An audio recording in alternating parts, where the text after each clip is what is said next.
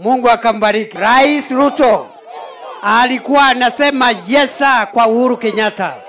Nataka mnikubalie hata mimi nisaidie rais na niseme yes sir. Aidha, Rais Ruto ameendelea kuzindua miradi ya maendeleo maeneo ya Mlima Kenya, ikiwemo hospitali mojawapo ya JM Kariuki, barabara, stima pamoja na ujenzi wa nyumba za bei nafuu na soko za kisasa. Tumetoa pesa milioni 958 hapa Nyandarua na huyu Bwana Mbogwa. Sasa wewe Bwana Mbogwa, hii barabara ambayo tulianzisha hapa ya Captain Wanjohi, Donyonjeru, contractor arudi pale akamilishe hiyo barabara kwa sababu ni ahadi yangu kwa wananchi wa hapa Nyandarua.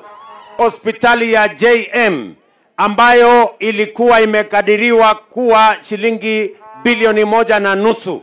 Mwambia gavana huyu bwana badilisha. Sasa ile pesa ungetumia kwa hiyo hospitali. Sasa uende ufanye kazi nyingine, hiyo hospitali mimi nitatengeneza,